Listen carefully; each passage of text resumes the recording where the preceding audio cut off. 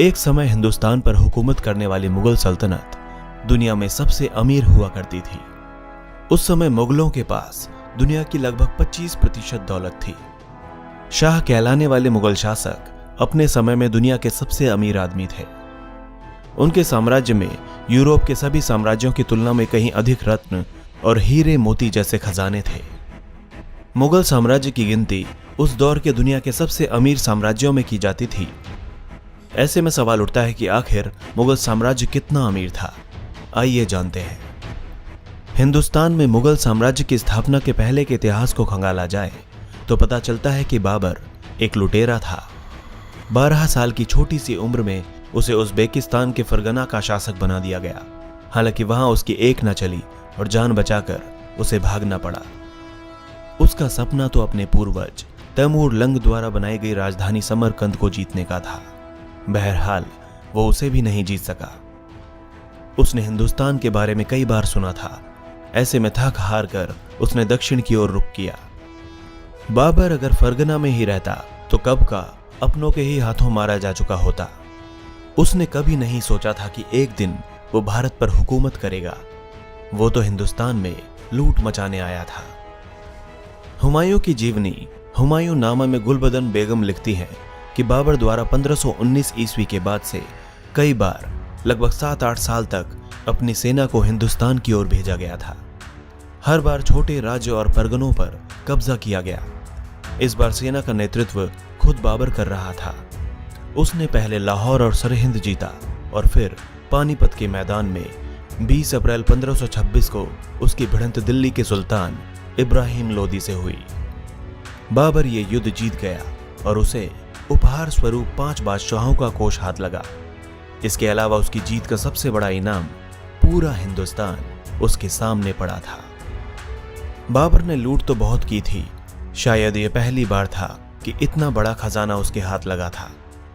वहीं आगे लूट जारी रखने के लिए एक बड़ा देश भी उसे साफ नजर आ रहा था। उसने इब्राहिम लोदी के द्वारा लूटे गए खजाने को भी लूट लिया, जिसमें बहुत ही बहुमूल्य हीरे मोती और रत्न शामिल थे। इसके अलावा हजारों अशरफियां भी इस खजाने का हिस्सा थीं, जिस पर बाबर ने अपना कब्जा जमा लिया था। बहरहाल इब्राहिम लोदी के ऊपर जीत के साथ ही हिंदुस्तान में मुगल साम्राज्य की स्थापना हो गई। 25% दौलत का मालिक था अकबर। माना जाता है कि हुमायूं का उत्तराधिकारी अकबर अपने समय में दुनिया की 1/4 दौलत का मालिक था। मुगल इतिहास में अकबर ही ऐसा एकमात्र शासक था जिसने अपने विजय अभियान के दम पर हिंदुस्तान के बड़े भूभाग पर शासन किया था। उसने कई राजपूत शासकों को अपने अधीन कर लिया था, लेकिन मेवाड़ के महाराजा महाराणा प्रताप उसके सामने कभी नहीं झुके। विश्व प्रसिद्ध टाइम मैगजीन के अनुसार अकबर के शासनकाल में हिंदुस्तान का सकल घरेलू उत्पाद ब्रिटेन की महारानी एलिजाबेथ के साम्राज्य से कतई कम नहीं था। आर्थिक इतिहासकार एंगम मेडिसन के मुताबिक मुगलकालीन भारत का प्रति व्यक्ति उत्पादन यानी पर कैपिटा आउटपुट उस समय के इंग्लैंड और फ्रांस के बराबर ही था।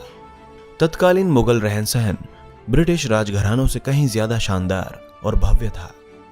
इस समय तक यूरोपियन लोगों ने साम्राज्यवाद के लिए दुनिया के देशों को तलाशना शुरू कर दिया था। यूरोपियंस ने दुनिया भर में अपने व्यापार को काफी बढ़ा लिया था। बावजूद इसके उस समय का यूरोप जीवन शैली के मामले में मुगल काल से बहुत पीछे था। उस दौरान यूरोपियन व्यापारियों ने भारत का दौरा किया था। वे मुगल दरबार की भव्यता और मुगलों की आलीशान जीवन शैली से बहुत प्रभावित हुए। शायद इससे पहले उन्होंने राजमहलों की भव्यता और चकाचौंध कहीं नहीं देखी थी। मेडिसन के अनुसार ये सब कुछ दुनिया में सबसे शानदार था। मुगल दरबार की दीवारें, महल, उद्यान, फव्वारे, साहित्य और चित्रकला सभी अपने आप में लुभाने वाला था। दुनिया में सबसे शानदार था मुगल दरबार। ब्रिटिश अर्थशास्त्री एंगम मेडिसन के मुताबिक जलालुद्दीन मोहम्मद अकबर के समय से लेकर शाहजहां तक मुगल सल्तनत का दरबार दुनिया भर में सबसे शानदार जगहों में से एक था। यहाँ विश्वव्यापी और धार्मिक सद्भाव आम बात थी। साहित्य और चित्रकला की भरमार थी। आगरा, दिल्ली, फतेहपुर सीकरी और लाहौर में आलीशान भव्य महल और मस्जिदें थीं। दीवारें रंगों से सजी हुई थीं। बागीचे फव्वारों से लुआब थे। इसके अलावा सेवादारी के लिए गुलाम नौकर भरे पड़े थे। मुगल बादशाहों के पास सूती और रेशमी धागों से बने बेहतरीन कपड़ों के विशाल भंडार थे। माना जाता है कि मुगल साम्राज्य की अर्थव्यवस्था अकबर के शासनकाल के दौरान अपने चरम पर थी और संभवतः ताजमहल बनने के बाद इसमें गिरावट आ गई। कैम्ब्रिज यूनिवर्सिटी के इतिहासकार एंगम मेडिसन अपनी पुस्तक contour of the world economy में लिखते हैं कि भारत 1000 ईस्वी तक विश्व जीडीपी में 28.9% की हिस्सेदारी के साथ दुनिया की सबसे बड़ी अर्थव्यवस्था थी।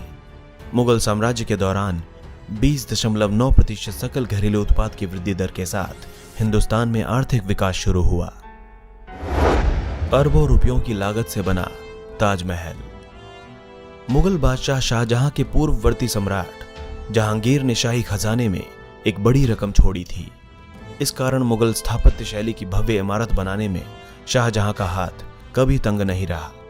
शाहजहां के समय 17वीं शताब्दी में बनी नायाब इमारत ताजमहल की लागत लगभग 32 मिलियन भारतीय रुपए आंकी गई थी, जो कि आज के 52 बिलियन भारतीय रुपयों के बराबर है।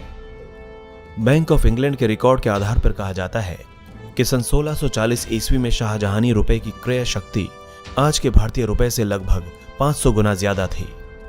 वहीं मयूर सिंहासन मुगल काल की सर्वश्रेष्ठ कलाकारी थी, जिसे बनाने में मजदूरों को लगभग 7 साल लगे थे। इसी मयूर सिंहासन के बीच में विश्व प्रसिद्ध कोहिनूर हीरा लगा हुआ था, जो आजकल ब्रिटेन की महारानी के मुकुट की शोभा बढ़ा रहा है। मयूर सिंहासन को बनाने में उस दौर के तकरीबन 1 करोड़ रुपए खर्च हुए थे, जो आज के अरबों रुपयों के बराबर है। बड़े बड़े साम्राज्यों से भी बड़ा था मुगलिया खजाना। एक अंदाजे के अनुसार शाहजहां के शासनकाल के दौरान मुगल साम्राज्य की संपत्ति फारस और फ्रांस के प्रतिद्वंदियों की कुल संपत्ति की तुलना में भी कहीं अधिक थी। सन 1648 में मुगल साम्राज्य की सालाना आय 21 करोड़ रुपए आंकी गई थी। इसके अलावा शाहजहां उस समय दुनिया की बेशकीमती हीरों की खान प्रसिद्ध गोलकुंडा खान के मालिक भी थे। कहा जाता है कि कोहिनूर हीरा भी इसी गोलकुंडा की कुल्लूर खदान से निकला था। इस लिहाज से वहां से निकलने वाले सभी अमूल्य रत्नों पर शाहजहां का ही अधिकार था। उस दौरान उसके शाही खजाने में 7 टन सोना और 1116 टन चांदी थी। साथ ही लगभग 50 लाख कैरेट से ज्यादा के हीरे और 100 पाउंड रूबी तथा पन्ना व 600 पाउंड मोती थे। इसके अलावा असंख्य जवाहरातों का खजाना था।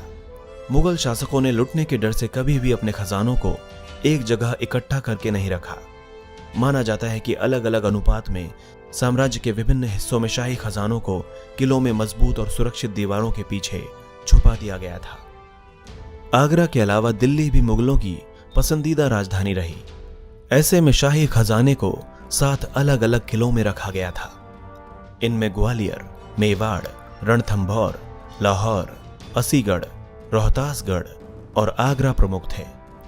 लाहौर के शाही किले में सबसे ज्यादा खजाना रखा जाता था। वहीं सम्राट के पसंदीदा शहर आगरा में अधिकांश शाही गहने रखे जाते थे। मनसबदारी में लुटाई दौलत।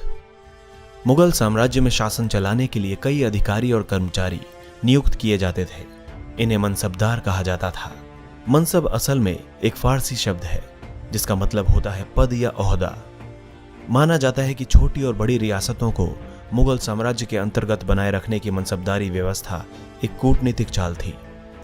हिंदुस्तान में इसकी शुरुआत जलालुद्दीन मोहम्मद अकबर ने की थी। इसके तहत राजा महाराजाओं को मुगल दरबार में बड़े पद या ओहदों पर बिठा दिया जाता था। इसी ओहदे के बदले मुगल सल्तनत इन कर्मचारियों को तनख्वाह देती थी। माना जाता है कि मुगल दरबार में ऐसे सैकड़ों मनसबदार नियुक्त किए गए थे। उस समय इनको तनख्वाह के तौर पर हजारों रुपए, घोड़े व कुछ घुड़सवार शाही सैनिक दे दिए जाते थे। साम्राज्यवादी नीतियों के शिकार हुए मुगल। हिंदुस्तान के भव्य मुगल साम्राज्य की चकाचौंध को देखकर यूरोपियन लोगों की आंखें फटी की फटी रह गईं। ऐसे में उन्होंने अमेरिका की खोज के बाद हिंदुस्तान को अपनी साम्राज्यवादी नीतियों के अंतर्गत लाने के लिए प्रयास शुरू कर दिए। उस दौर की यूरोपियन यात्रियों के ऐतिहासिक दस्तावेज बताते हैं कि मुगल साम्राज्य के कुछ शहर उस समय के यूरोप के सबसे बड़े शहरों की तुलना में भी काफी बड़े थे।